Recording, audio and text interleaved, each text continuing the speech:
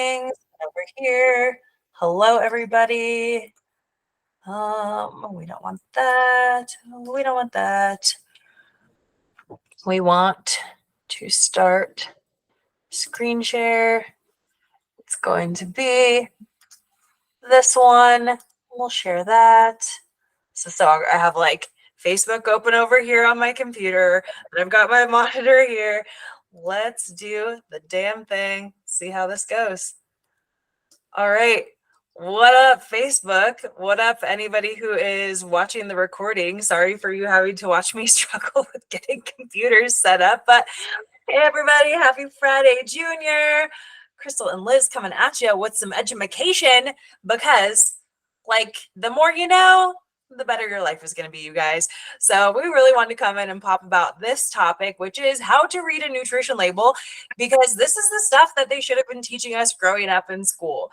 The food guide pyramid, bogus, like doesn't even exist anymore. We don't need to know anything about that. Like, but we do need to know about when we're walking into a grocery store and we're trying to make a more informed choice, like what should we be choosing? So it's one of those cases of like, you don't know what you don't know. And so if you don't know, then like who can blame you for being like tricked by marketing and stuff where it's like heart healthy, organic, keto, like just whatever. Like, can you think of any of those random things you see on a food label, Liz, that people like tend to want to buy? When people like seeing carrots. So this was literally last week or something. I was going through the grocery store and I was in like the food, like the vegetable area, and carrots. And they're the packaged carrots. So it's gluten free. Yeah. What? Free carrots. Amazing. What? Where are the high gluten carrots? I want those. Give them to me. Yeah. So anyways, you guys, you get tricked by marketing a lot. And guess what? We did too before we knew any of this stuff. I'm somebody who did the Special K diet back in the day, or just random stuff I would find in like Prevention Magazine or something, like following a random diet. It's like, yeah, of course I lost weight. I was eating next to nothing. But anyways, if you were watching this live in the Facebook group, do me a huge favor, like it, comment. If you're watching the replay, right, replay. If you are somebody who actually feels really confident about reading food labels, like amazing. Maybe you can help us by giving some comments and feedback in here about something that you found. But if you're somebody who is confused about food labels and you're like, seriously, I don't even know where to start. I just look at calories, or I just look at it says healthy or organic, and I think that's good. Like, let us know, because I think people like to know that it's not just you guys. Liz and I have been doing this for a long time. We understand. And so we want to break it down for you. So without further ado, let's dive into some things. Let's pull up like some real examples. So what I did, you guys, your girl loves her mother effing Costco, right? So like, I just figured, let's just start with some Costco things. So I'm going to do some screen sharing with you and stuff. And so bear with me, because you guys know me and technology, we're not besties, but I'm going to try my hardest. So what I'm going to pull up first, let's see if this will work. Again, patience, my friends, patience. Maybe I'll share a whole tab. We'll do that. We'll do this tab. Yeah, I don't. We'll do a window. That's better. All right. Who's having fun watching Crystal struggle with computers? Okay. Not just me. Anyways, the first tab I'm going to show up here is this Fit Crunch high protein baked bar. Have you ever had these, Liz? Absolutely. I am a person that doesn't like protein bars or anything that's not real food. Yeah. So, no. So I've never had these either, but I'm pretty sure. Oh, I think it was when I was out walking with one of our clients the other day. I think that she talked about these. I was like, oh, okay, cool. Like, I've never had them, but I can see the appeal. Like, look at this label, you guys. Fit Crunch. Like, fit sounds healthy. High protein, like that sounds healthy. They put protein on the label, so it's got to be high protein, right? Like, obviously. So let's break down a little bit of education for you first and foremost. So when it comes to protein, carbs, fats, those are macronutrients, you guys. So I'm sure you've seen calories on a food label, on the nutrition facts. You've seen the fat, the carbs, the protein. Fats, carbs, and proteins are what make up our calories. So for every 1 gram of carbohydrate, the food gets 4 calories. For every 1 gram of protein, the food gets 4 calories. For every 1 gram of fat, the food gets 9 calories. So that's kind of why fats got demonized for so long, is because they have more than 2 times the amount of calories as carbs and proteins, right? Like 9 versus 4. Yeah, the calories add up really fast in a food that has fats, as opposed to the calories adding up less quickly when it comes to proteins and carbs. So let's pull up the food label on this bad boy. I'm going to try to zoom in. I'm trying to make this like as doable as I possibly can for you guys, but we'll see how it goes. So nutrition facts, 18 servings per container. Beautiful. Calories 190. And let's also pay attention to the serving size. Super important because it says 1 bar. Liz, I know you've probably seen this with a lot of things where it gets a little tricky. They'll say a serving size is like half a bar. We'll just pretend, right? It'll be like half a bar. And it's like, who the fuck's eating half a bar? Or even if you're like buying cereal or something, it's like half a cup. And it's like, nobody's eating half a cup of cereal. It's just not happening. A lot of people love those like lavish breads, whatever, the Joseph's. Lavash, yes. Only half. Yep. Not a whole sheet, half, and people are eating the whole sheet. And I'm like, okay, cool. So that half was like 36. The one that I get is like 36 calories for the whole thing. So, that's for half. Yep. So now you're having 60, 72 calories or whatever if you eat the whole thing. Right. So, yeah. So that's the first thing you want to look at, you guys, is like, what is the serving size on those lavashes? It's the entire lavash. You're getting 2 servings. Okay. On the pitas, like there's the Joseph's brand lavash, the Joseph's brand pitas. I buy those from Walmart or whatever. Just the pita itself, it's smaller, and it's 1 pita is 1 serving size. So just first and foremost, look at how much you're getting. Okay. So on this bar, you're getting 190 calories. You're getting 8 grams of fat, 14 carbs, 16 protein. Well, okay, it looks pretty dope, right? Like I said, it was a protein bar, essentially. We can see there's more grams of protein than there are grams of carbs, than there are grams of fats. So it's like, okay, like maybe it really is a protein bar. Well, let's dig into why I would classify this as a fat bar, not a protein bar, okay? So automatically, we know 16 times 4, 14 times 4, like that's the math on our protein and our carbs, figure out how many calories. You don't even have to do any math to realize there are more calories coming from protein than there are coming from carbs, right? Well, let's do the math on 16 times 4. Okay, so that's 40, 24, 64 calories coming from protein in this bar. Okay, so somebody bookmark that for me. 64 calories coming from protein. Now let's look at the fat. Remember, every gram of fat is 9 calories. So 8 times 9, 72. This ain't no protein bar. This is a fat bar. Sure, there's protein in it. Sure, there's more calories coming from protein than carbohydrates, but this food is predominantly a source of fat. It's actually got a pretty decent mix of carbs and fats and proteins, so it's really well balanced actually in all the macronutrients, but we can't call it a protein bar because it doesn't have most of its calories coming from protein. It's not a high protein food source because most of its calories are not coming from protein. It is more like a better source of fats. And then when we look at like other things, okay, you are getting 1 gram of fiber. Nope. Like I can go get 1 gram of fiber from like 2 blueberries. Like it's way better for me. And then you've got the sugar alcohols, not like the worst thing in the world or anything, but these are the things you want to pay attention to if you're somebody who's trying to track your macros, track your calories, and again, not be fooled by marketing that just says like, hey, this is a high protein food. Okay. So I hope that made sense. If this is like making like any sort of impact with anybody, let me know. Okay. What do you got, Liz? So when you go back to zooming in on the nutrition label, so with the serving size, see how it says 40 something grams is the serving size, so that weight size. Something that I do and I encourage people to do is try and get that weight size as close to the amount of grams of protein that it is. Love That's that. how so if it is like our Legion protein powder. It's like 28 something grams and it's like 22 something grams of protein. That's a protein product. Yeah. I haven't looked because again, I don't eat protein bars, but I try and get like, okay, if this is how many grams, how close is it to my protein? And if it's really close to how many grams I have of protein, then I consider that a protein thing, but it has other things. That's I look at it. Yeah, that's another great way to look at it, right? You guys, just more ways that you can sort of make those associations. But honestly, like it just gets easier the more that you look at things and you just become more discerning in what you're putting in your body. So, yeah, you have to learn this, you have to practice this. It's not something you're just going to know automatically. But I can literally go to a grocery store and just look at, some of those stupid fucking like adult charcuterie boards or adult lunchable things. And it's like high protein. I'm like, the hell it is. There's like 9 grams of protein and like 29 grams of fat. This is a ton of calories and a ton of fat for very little protein. I'm not getting the bang for my buck. Okay. Liz, do you want to give a demo of anything you've got? Because I've got like tons of these on here, but I know you had some good ones. There's a seed in mine. Okay.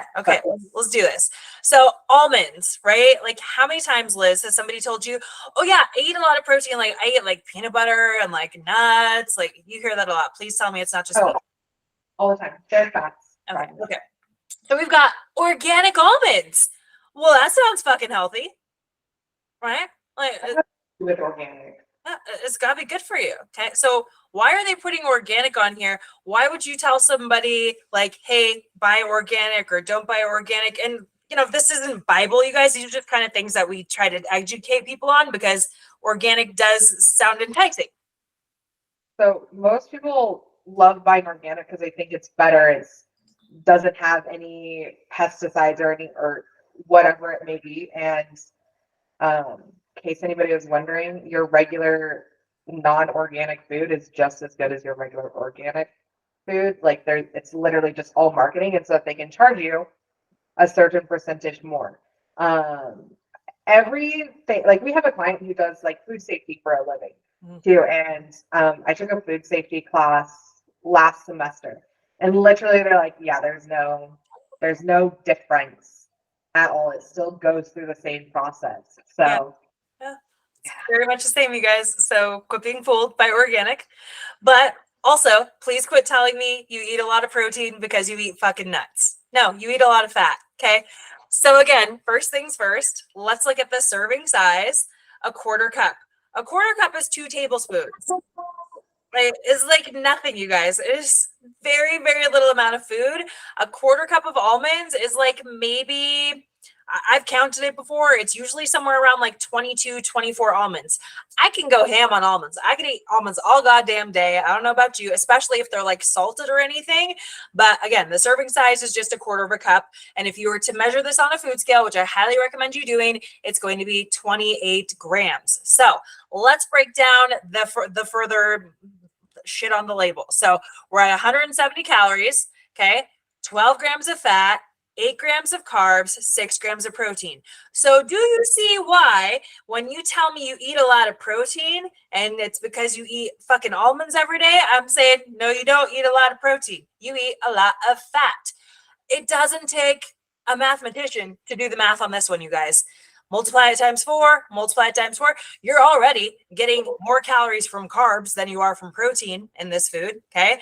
And we know we're multiplying it by 9 to get the fat. So 9 times 12 is definitely going to be more than 4 times 8 or 4 times 6. This is a high fat food. Nothing wrong with that. Almonds are healthy fats. Nuts are healthy fats. Like I would much rather you're getting your fat from almonds than from lard or for some like ridiculous processed foods that have all kinds of labels and stuff. Because you see, what's great about this is like the ingredient almonds. Like that's amazing. I would much rather your fat sources come from things that are single ingredient foods like this that you can actually find in nature than from your, like cauliflower crust pizza or from your Hot Pocket or whatever it is, right? Like great source of fat, not a great source of protein. Any more on that, Liz? So yes, amazing source of fats. I think everybody, sorry, there's a dude that has like his dogs loose and he's just, they're at my yard. It's fine. Life is life. We're good. But look at the serving size. Guys, just pay attention because I guarantee you a fourth of a cup, 28 grams, is going to fit here, like right there. And you're probably eating more than that. So just watch out for that because those fats add up. Oh my gosh, I'm so sorry. Do not apologize. Girl, you're fine. If you need to walk away, whatever. I'm not hearing much chaos from the dogs, so don't worry. We got plenty of teaching going on over here. So again, a serving size, 170 calories. It would be very easy for me to eat 3 or 4 serving sizes of nuts. So like, just make sure that if you're going to eat them, great, measure them out, but also keep in mind they are not a high protein source. Okay. Next up, almond butter, same idea. I'm not even going to waste a ton of time on this one because it's basically the same as the almonds. It's almond butter. Just because you're eating peanut butter, almond butter, whatever nut butter, it does not mean you're eating a lot of protein. 17 grams of fat, 7 grams of carbs, 6 grams of protein. Very basic there, right? Next up, let's go to this oldie but goodie, trail mix. Trail mix. Please tell me you grew up in a world where you thought trail mix was fucking healthy, people. I cannot be the only one that thought trail mix was healthy. Did you, Liz? M&Ms and stuff in it. Yeah, I mean, it's delicious. It's a broke down candy bar, which I'm not saying is bad for you. I love it, but you know, it's not gonna, one, fill me up. 2, 30 grams. What? Say, what? That's not enough. Well, that's a great thing. Like I was going through Costco, like trying to find labels and stuff. And like, at least if you're going to have one of these, at least the serving size is controlled, right? You're going to get, it says 53 servings per container. I'm guessing that there's, 28 2-ounce packs, you guys. 28 2-ounce packs. And it's telling me that there are 53 servings per container. So like, I think there's like 2 servings in just one of these little bags of trail mix. I'm not even sure. I would have to go to Costco and look and see. Also with nutrition labels and weight and stuff, I always weigh out my stuff on my own. Yep. Because they're allowed to have a 20% variance in everything. And I'm sorry, they're not counting how many M&Ms are in this bag, how many nuts are in this bag, how many pretzels are in this bag. It's just whatever. So you don't really know. No. It varies. So allow that 20% plus variance plus or minus on all of these macronutrients. Totally. And I think that's a really great point. I never look at a food label and trust, like, okay, so this is a little bit in the weeds. I don't expect any of you to do this, but like, for example, I eat Dave's Killer Bread like every day. I have a piece of avocado toast every day. And I want to say the serving size is 1 slice or 45 grams. It's very rare that my slice of bread actually weighs 45 grams. And because I've been doing this for so long and because I like to be very intentional and down to the gram with what I'm doing, which is me. Most of you guys do not have to do this. Just track it as 1 slice of bread. But my slice of bread is usually like 53 grams or something. So I do 53 divided by 45. So I'm having more than just 1 serving. I'm having 1 point whatever servings. So that's a whole tangent. But also keep that in mind with like supplements and stuff. A lot of supplements, it's like the serving size is a scoop. I measure out my 8 grams or whatever of creatine every day. I measure out my, 29 grams or whatever of protein powder every day because those scoops are not the same. It's not a 1 size fits all. The scoop is not doing exactly that many grams. So you can actually save some money on your supplements and stuff because you're likely going to need less than a scoop on something. So anyways, that's just a pro tip on like how to save some cash. So one thing that I have to say on supplements because I feel like everybody's just on this supplement kick and I hate it. Yeah. So if you guys look at daily value percentage of each thing on there, so like potassium is like 4% of your daily value, vitamin D 0%, calcium 2%, blah blah blah. I feel like a lot of kids are sick right now, so parents are like taking a ton of supplements. If you guys look at things like, I don't even know, like the vitamin C or those packs of like orange juice or whatever, that's like 10,000% of your daily value. So and you doing that multiple times a day, you can actually prevent yourself from being able to absorb the nutrients that you guys need. So just look out for that. And same thing with like the saturated fat, like out of your fat, it's like recommended to only have 7 to 10% of your daily like fat coming from saturated fat. So let's say you're having 60 grams of fat in a day. Guess what? Only 7 to 10% of that should be saturated fat. So if you're eating something like that, That's already 2 grams taken away from that. So just keep track of that. I try and like, one, because everybody's worried about their cholesterol and stuff and like heart health and living their best life. Like, watch out for your saturated fats. Yeah.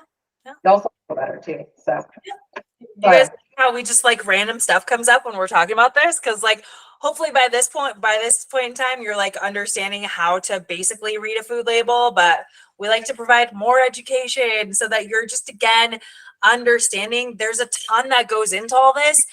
You were not expected to just know this, right? We didn't learn this in school growing up. And so we are hopeful that we're here helping you by imparting some knowledge bombs on you and like giving you what you need to be successful. So anyways, well, let's get into the trail mix, why it's not a quote unquote healthy food. Again, I think I was talking to one of our clients about this the other day. She's like, trail mix. I'm like, dope. I mean, better than what you could have had, but okay. So anyways, 10 grams of fat, 12 grams of carbs, 5 grams of protein. Really high fat food, nothing wrong with that. Just keep in mind, there's not really anything healthy about it, right? Like 2 grams of fiber, okay, 5 grams of protein. It's very easy to just get a lot of calories by a big combination of fats and carbs, right? Like that's what's going on with a lot of the overly processed foods, you guys. And that's why when people like tell me, oh, well, I'm giving up carbs, and their idea of giving up carbs is actually giving up a lot of highly palatable carbon fat focused foods. So cookies, cakes, brownies, pizzas, stuff like that. It's not that you're giving up carbs. It's that you're giving up a lot of extra calories from the combination of having a lot of calories coming from fat and a lot of calories coming from carbs. I know, bit of a tangent there. please tell me the bread from Costco. I mean, maybe. Okay. Let's jump into a granola bar. So I'm pretty sure I saw this on one of my clients who's like plant-based the other day. And I was like, girl, 5 cups of fruits and veggies a day, especially all my people that tell me they're plant-based. If you're plant-based because you're not eating meat and stuff, your ass better be eating a minimum of 5 cups of fruits and veggies a day. Because, and this is not to say that this is the case with this client, but in a lot of instances, I hear people telling me like, oh, I'm plant-based. I don't eat meat, whatever. And it's because they think that they're on like some ivory tower and that they're doing something noble by like not eating an animal, or because they think that there's something that's like fattening and making them fat because they're eating animal. No, eat animals. Animals are like the leanest sources of protein you're going to get. There's so many nutrients in there. If you lived off of one food for the rest of your life, it would be beef. Like you could if you had to, because it has enough like nutrients and whatnot from what I have seen from different studies and stuff. Have you heard that kind of stuff, Liz? Like maybe I'm wrong. I know you know a lot. So, one, people who are plant-based, I worry about like their amino acids that they're getting, because we have And where do we get amino acids? from protein. Ah, So plants are not complete amino acids. Okay, plants have amino acids for plants. So we have to be kind of smart and diligent about what we're eating and doing a good combination of complementary proteins when we do that. And I have seen plenty of athletes and stuff that are malnutritioned because they're not getting in complete proteins, and learning how to do that. So it is a lot more work. There is nothing wrong with eating beef. We are meat eaters and we are plant eaters. So we need to just make sure that we have our amino acids. That's normally what I look out for. And there's a lot of people that say that they're vegan and vegetarian or whatever it may be, when in reality they're starchitarians.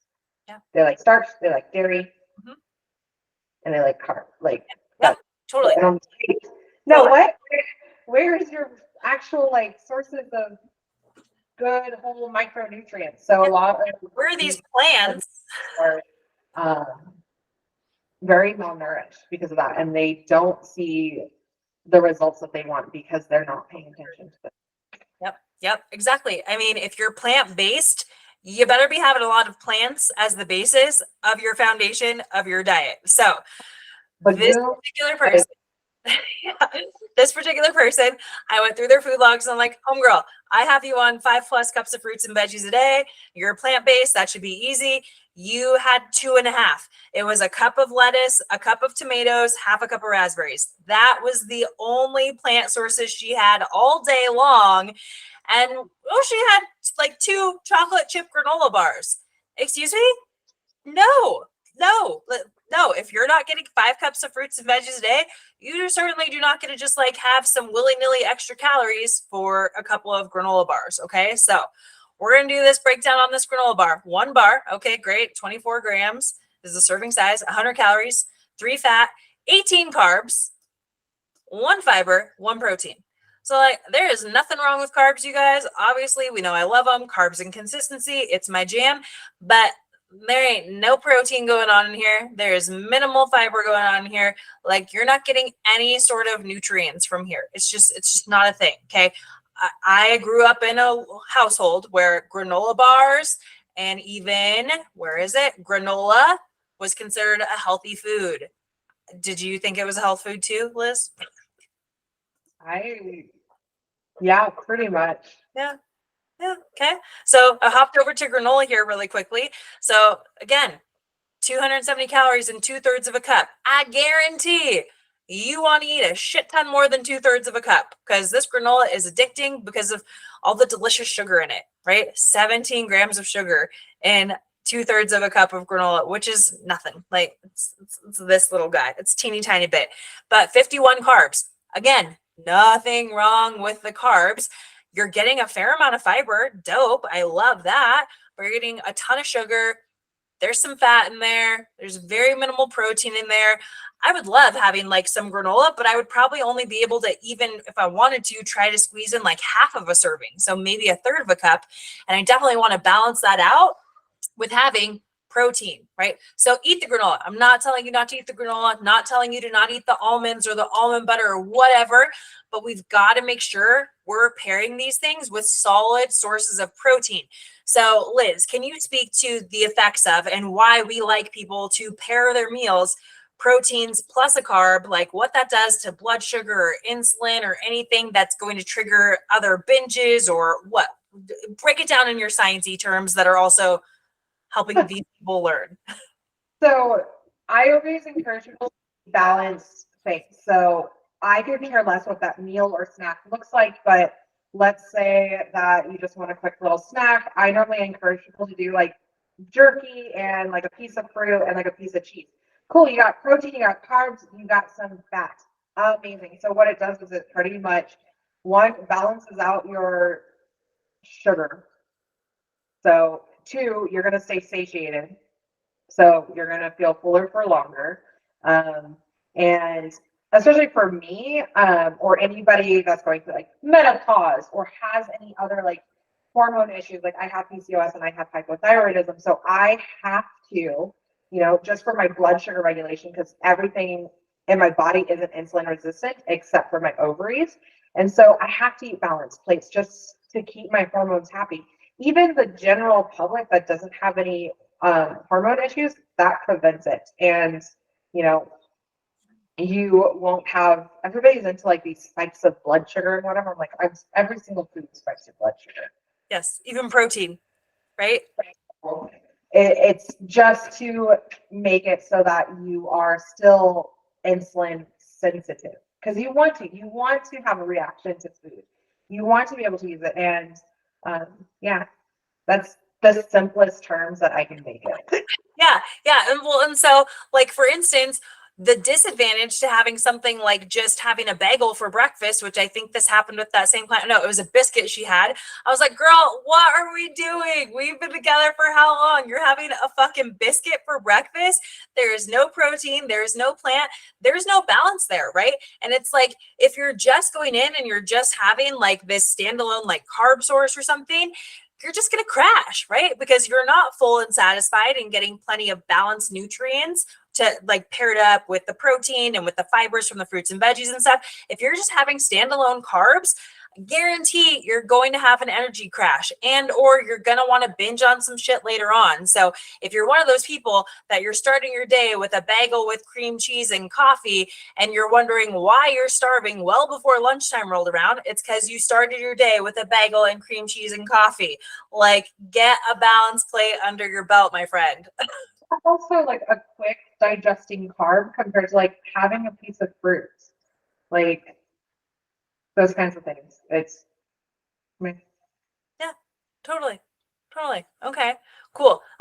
So did you have some comparisons?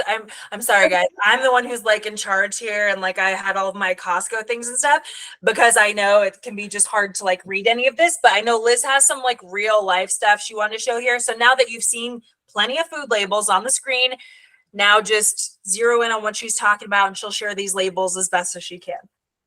so when most people get so excited about, oh my gosh, I found protein this, and it was funny. We did a pasta night at my house with like different sauces, and somebody brought over protein pasta, and I'm like, why? One, most people are not getting in enough whole wheat. I think the daily recommendation is like 3 whole wheat things in a day just to help with fiber. So I buy like whole wheat pasta is what I bought. And they brought over protein spaghetti. Okay, these are literally the same company. One just is advertised as protein, one is whole wheat. I choose whole wheat because guess what? There's 7 grams of fiber for each thing. For the pasta one, it's only, I don't even know if you guys can see that. It's only 7 grams of fiber or 5 grams of fiber. And then 7 for the regular. But this was like $6 freaking dollars. I was like, why the hell did you spend, sorry per person, but why the hell did you spend money versus I spent 80 something cents on this? Okay. Eating healthy is so expensive. I'm like, no. And no offense, but I'm going to like diss your Dave's Killer Bread. But go for it. You can literally find cheaper bread that has the same exact macros and probably less carbs. I don't get me wrong, I freaking love Dave's, literally some on my counter because I love their 21 grain one. It just tastes delicious. Yeah. But if I go 2 things down and look at a whole wheat bread, it literally has less carbs, more fiber. I think it's only like 0.5 grams off in the protein on it. Yeah. So, okay. So, hold on. With Dave's, I buy it because I buy it at Costco and because I just love all the seeds and stuff in it. That's for me. So, you guys, again, we all have our things we like and we don't like. And again, because I'm a well-informed consumer, I don't mind buying the Dave's, and because I don't mind being a little bit bougie with some of my foods too, because I don't go out to eat all the time like some of you. Yeah, I Killer Bread too, but the one thing that I don't buy is the Dave's Killer Bread English muffins because I'd rather just have the regular ones because they're literally the same exact macros. And I don't feel like spending $5. I'd rather spend $1.99. But okay, so each one, one protein pasta only has 7 servings per container. The regular whole wheat pasta has 8 servings per container, so I'm getting more bang for my buck. Yeah, more servings and cheaper. Yeah, each serving size too is 2 ounces for both of them. Okay, so we're comparing the same amount of serving sizes. So total fat, both of them, 1 gram. This one has 0.5, which we'll call it 1.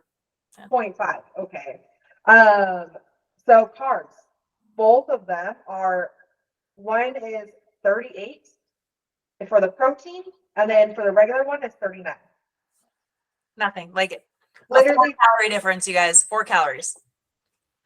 Again, carbs, protein has less fiber in it. The regular one has 7 grams of fiber. Okay. Total sugar in this one is 2. Total sugar in this one's 1. Protein, 10 in this one, 8 in this one.